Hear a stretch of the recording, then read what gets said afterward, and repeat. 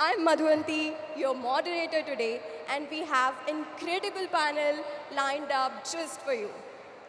Before we dive in, I would like to request you guys, please introduce yourself briefly and share your feelings as to how you're feeling at the moment. Cool. So, what's up? How are you all doing? I need some energy from the crowd because as panelists, it's not us who will drive this. It's you, the audience, who will drive this, right? So, my name is Akash Majumdar. I'm a 21-year-old content creator and a filmmaker. And like you all, I'm a college student as well. As of now, I'm in a final year of engineering at VNIT Nagpur. And so far, it has been so good. So, Hi guys, very grateful to be here, especially with talented folks like these guys. Uh, not very older compared to Akash here and Kabir. I'm 22. I am a content creator on Instagram. Started creating this year. Along with that, I work at a VC fund called 2AM VC, investing in seed stage startups, especially in young folks like you guys. So happy to be here, and Ride has been very professional and very kind with their entire setup. So looking forward to this panel particularly. Hello, hey everyone, this is Kabir, and I run a storytelling company which creates narratives for businesses and individuals. And we are recently starting to revolutionize education by removing exams and making it a game for everyone involved. And I'm very glad that Ride has organized something where all of us could talk about new innovations that we are experiencing in our industries. So really happy to be here today. Thank you so much, guys.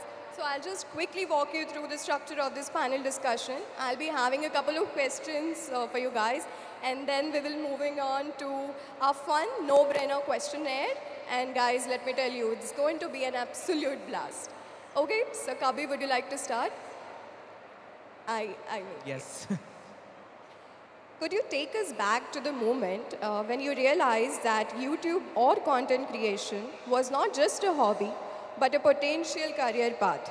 What was the turning point, and how did you feel at that moment? Okay. It was a very funny story, honestly. I started making videos when I was 13 because my friend wanted to tell the world that what happens when you take out a RAM from a computer. So it was, YouTube was back there. There was no creator economy, so to speak. There was cat videos and my tech videos. That was internet at that time. So that's where I got exposed to filmmaking and everything. And I would make videos because I would just love making and expressing. And I would share it to my friend group. Last year, just like any other day, I was sharing my video and these guys forced me to put it on Instagram. So I had like 300 followers account. I turned it public. I put the video and that video got 5 million views. And I thought this must be luck. This is not something that happens usually, right? So I made 9 more in that month. And to my surprise, 7 of them got more than 1 million views.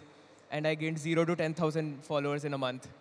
And then I stopped because I didn't know what to do with it. But then we understood that we understand something which is capturing engagement.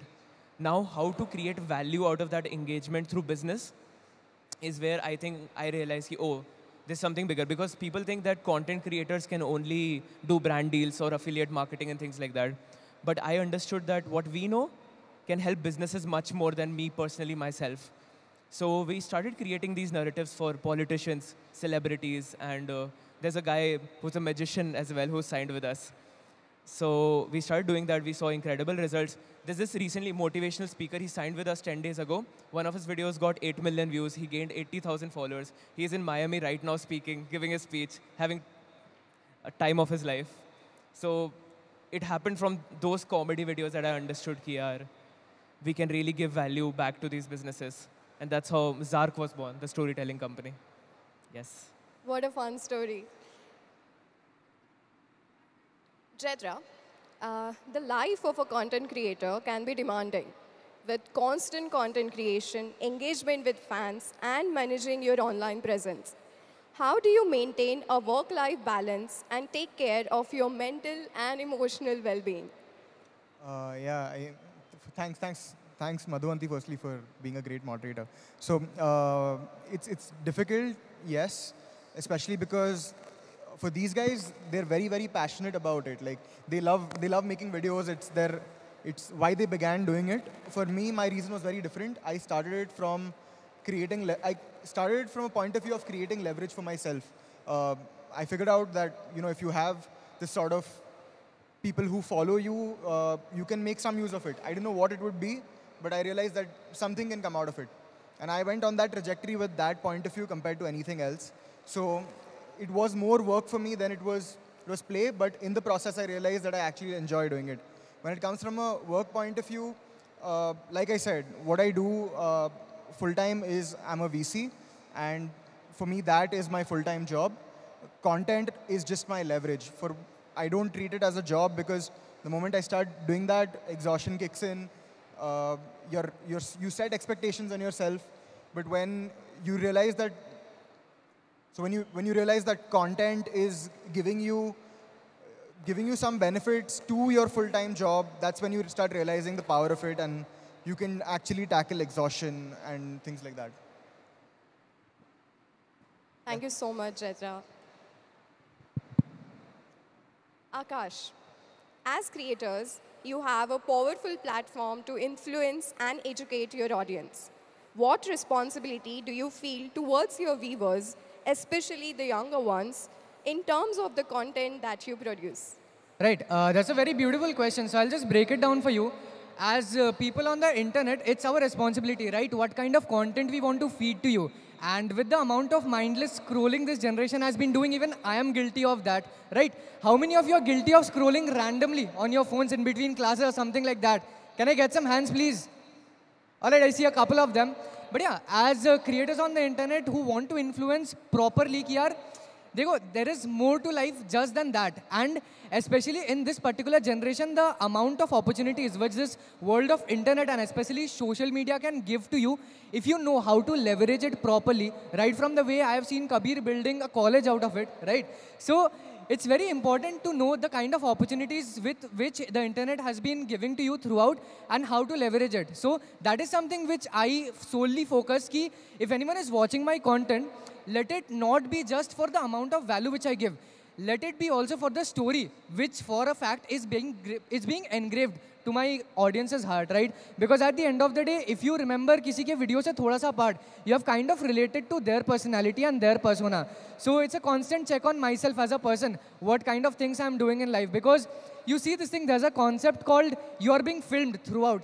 So even if you do some kind of things, you have a camera behind you and you just can't go around there loitering and wasting your day. So the small essence of being productive in your life and making the right decisions, being in your current situation, that's something which I make sure that the audience which I cater to follows as well and is getting rightly inspired. So I hope that answered your question.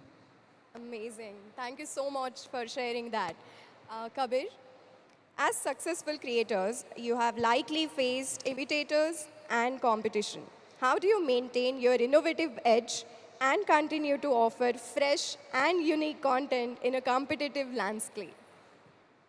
I have a very simple managing mechanism to the overwhelming environment social media is.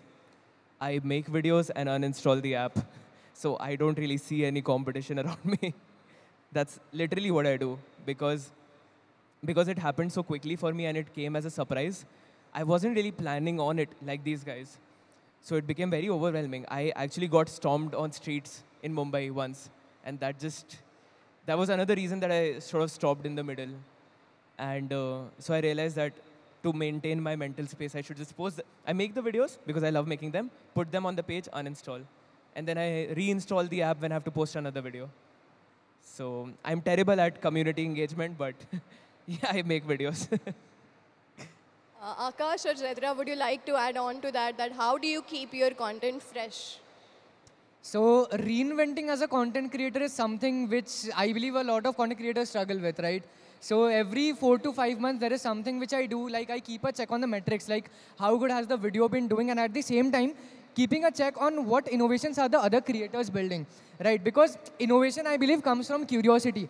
And if you're curious about making your content better to some extent, and at the same time, there is one thing which I realized when 100K hit hua tha mera, which was I was very satisfied with the kind of videos which I was making. But at the same time, the learning curve had kind of stopped. So that threshold where it's like yeah, I have reached some point in my life or some point of numbers in my career. So this is where I focus more on making content and less on learning. Right, so that is one thing which happened, and fortunately, I kind of reflected on it and then started learning more about the brief concepts of storytelling, going back to the basics of filmmaking, and with each and every video, each and every 6 months, the audience also progresses with it. So you need to keep a check on the kind of videos which are working. Are they slow paced or they fast paced? And at the same time, integrate your core values of your content into the kind of videos which are working at that point of time, and find a smooth blend between that. So this has worked, which has worked with me in order to keep innovating my content repeatedly after for every 4 to 6 months. Yeah, I think I agree with both of them, and I feel, firstly, I feel the word innovation is also misunderstood. People think that innovation is coming up with something completely new, but nothing in the world is completely new or novel. Everything is marginally better than something you were inspired by.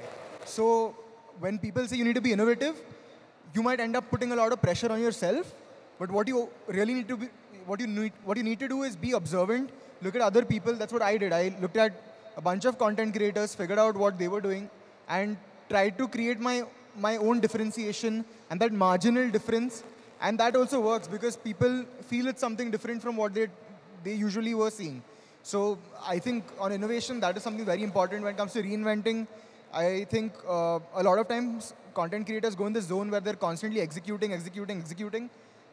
They forget to go back to their drawing board and figure out what they need to change, where they need to navigate through. So I think it's important that if you're going on this journey, remove some time to just hold back and think where you're heading compared to like just executing. Great.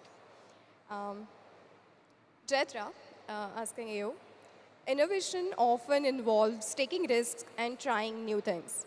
Can you share an instance where you stepped out of your comfort zone to experiment with a new content format or idea, and what was the result?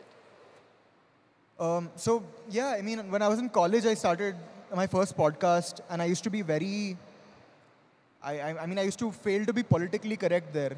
So I had to stop that eventually. So, I mean, as risky as you want to be, you need to be careful with some things if there's a certain career path you're choosing to take. So for me, I don't think I can choose to be that that free and politically incorrect when it comes to content. There is an authenticity level that you need to maintain, but does not mean you also become like it's for each person his own. But like at least for me, I need to draw a line somewhere.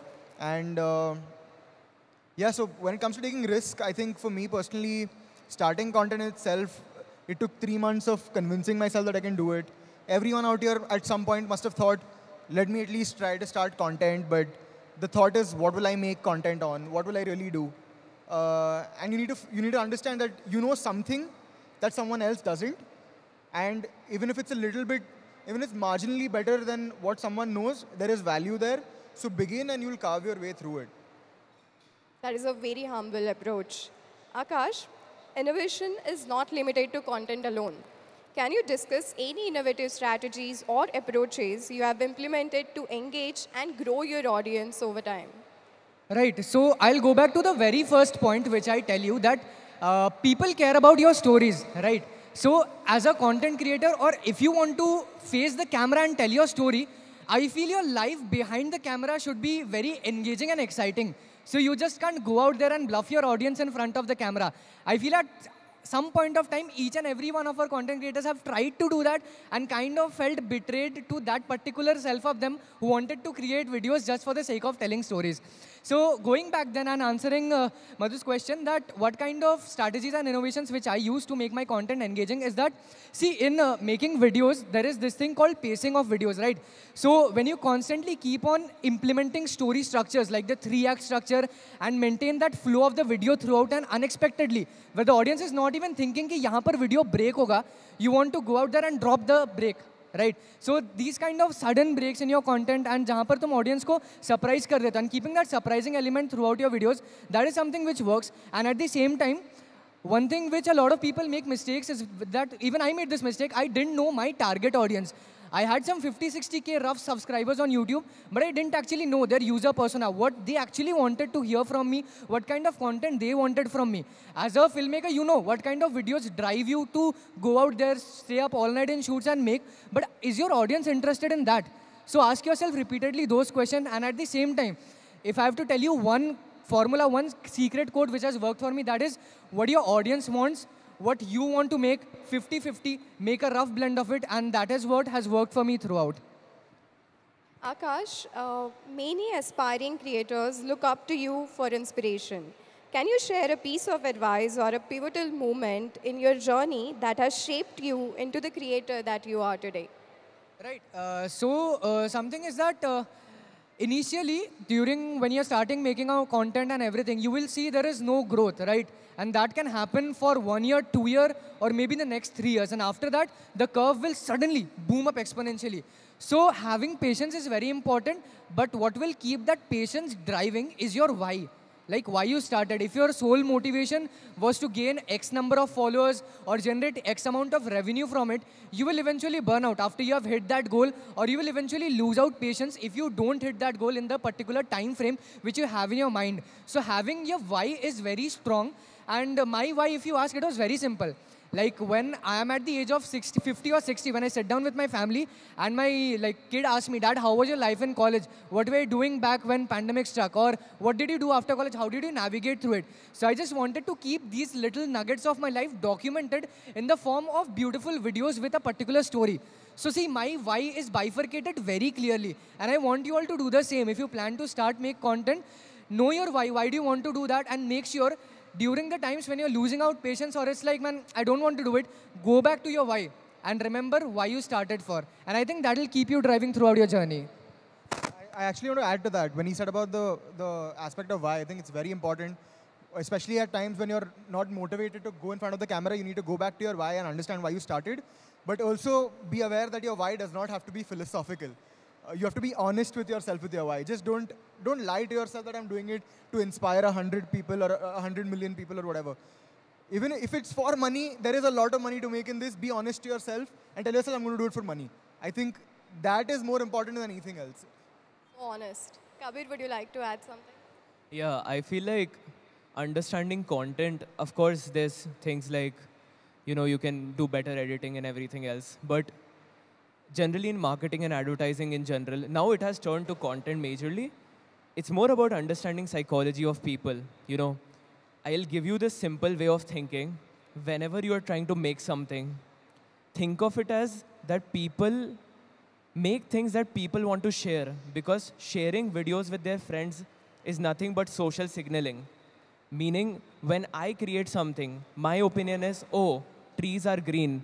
You like my opinion. You share it to all your friends. See, I also think trees are green. So understand that social media is nothing but broadcasting communication at scale. That's it. For example, if I talk to her, I'm trying to tell her something which makes her understand my personality better. You are just doing that, but at scale.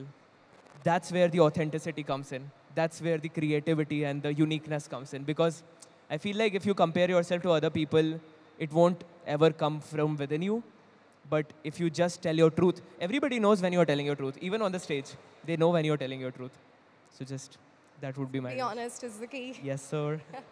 All right, so now we are moving on to a fun segment, questionnaire. These are just questions, like no-brainer kind of.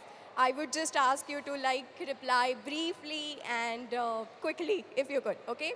So each question is for all of you, so you can just pass on the mic, all right? Yeah.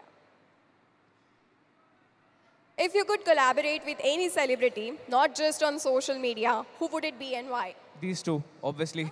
We are going to make a video about this. What is the question? If you could collaborate with any both of them. celebrity.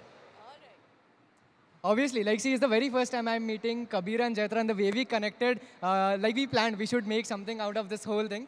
But yeah, in general, if you ask me, there's this one creator called Salil Jamdar, right? So if you check this guy's channel on YouTube, he makes beautiful videos with nicely blended stories, and he's a one-man army making budget films through his whatever gears he has. So that is one person with whom I would like to make videos sometime in the future. Get ready for a major collaboration, guys. What's the most bizarre comment or message you have received from a fan or a viewer? Oh, so there was this lady standing outside my house at 2 a.m. So my house has a name, okay? It's called the Love Energy. I didn't put it. The owner put the name, the Love Energy, okay?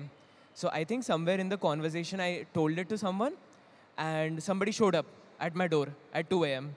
And I was incredibly freaked out that what is happening. She didn't really do anything, but just her being there at this time made me feel very, what do I do with this? Mine isn't bizarre. Mine is it's funny because my content is based around infotainment. A lot of parents end up seeing it as well, and it circulates. And I was just telling him, it circulates on WhatsApp groups among friends and friends of friends. So I went to a friend's house, and for 10 minutes after I reached, all his mom did and his dad did was tell him to get serious about life and take advice from me. and after that, that guy told me, "You're never coming home," because I don't want to hear more of this anymore. All right, yeah, that was fun. So it's not bizarre, but it's actually sweet. Like I held a meetup in Kolkata back in October last year. So what happened is one guy actually traveled from Odisha and came to Kolkata just to meet me. So these little efforts which people make to make you realize, and as content creators who make videos from their home within those four walls, it's very validating for you when you go out there and see the real impact which those videos can create. Similar thing happened in my college as well, right? At around 10:30, 11ish, like 3 to 4 siblings came up to the college and they figured out my phone number from somewhere, called me up and that we are waiting in front of your college, we want to meet you karke. So these kind of little incidents make you realize ki what you're doing has a greater impact. So just keep pushing. Kabir, imagine you have a magic wand that can instantly change one thing about the YouTube platform. What would it be? YouTube platform. YouTube or Instagram. Or for that Instagram. matter. What would I change? Okay, there's this weird thing that Instagram does. So when any one of our viewers send us messages, Instagram has this hierarchy of hidden requests, normal requests, general requests. And that we have no control over. Instagram decides by itself that which messages should reach us and shouldn't reach us. And I find it always very weird because the most interesting people or conversations that I've had with the audiences is in hidden request. So I don't know what is it based off. I would feel like it shouldn't feel like a hierarchy system. It should feel like a more flat line where all of us come here to share experiences. My name is Tanaya Borkar and I'm from second year Robotics and Automation. My question is to Mr. Akash. Yes. What piece of advice keeps you going, helps you push through the hard times without compromising on the quality of delivering your content? Thank you, and we love your storytelling and filmmaking. Thank you so much. That means a lot for me. And genuinely, the way you came up and asked the question, these kind of little moments, right? Ki video logo tak pahunchte. And the same thing which I said, ki I make my videos from my 4x4 hostel room, ठीक है? And वहाँ पर बैठ के I can only read your comments. वहाँ पे दिखता नहीं है the real impact which shows. But now you coming up and saying how much you all love my videos. These kind of moments are what I'll go back to when I'm feeling down and realize ki videos go to the people and they actually get impacted from it. So yeah, that's mostly it. But if you have to take it from a very personal level, my why was very strong. But at the same time, it is something that when the video started working out, right? And the kind of response which people gave me and the kind of audience set which I accumulated through it, they respect my experimenting with content a lot. So I know that if I come up with something which I can make in 2 days, which will be average quality, my audience will be much more happy to expect something which I'll take 1 month to make, but the quality will be top notch. And with every video, the goal is very simple, to get better than the previous one, be it in any sense of format, the storytelling, the filmmaking, the choice of topics which I make, or even the way of presenting that topic. So that's mostly it, and I hope that's answered your question, and all the best to you. Thank you. Thank you. Do we have any other questions? Yeah, podium 2. Hi, I'm Ritvik. I'm studying MBA in BA, first year. My question is like, what are the directors you look up to when it comes to storytelling? Any top directors that you have in mind which you try to simulate or emulate, or like take inspiration from? I feel like we as generation grew up with YouTube and Instagram and these new social media platforms. So I guess all of our way of creating is very much inspired by indie filmmaking. More people sharing their coming of age stories on YouTube. Him and I were talking about Peter McKinnon and people like that. So it's not really movie directors, it's more about people authentically coming on the internet. I think that's what we saw when we were growing up, 14, 15, 16. So people like Peter McKinnon, maybe Yes Theory, Kelly Wakasa, people like that. Beautiful storytelling. Okay, thanks. Yeah. Well, guys, we have reached the end of this panel discussion. But before we wrap up, let's give a huge round of applause for all three of them for sharing their wisdom, humor, and inspiration with us. All of you, stay creative, stay innovative. Until next time, this is Madhuvanti signing off.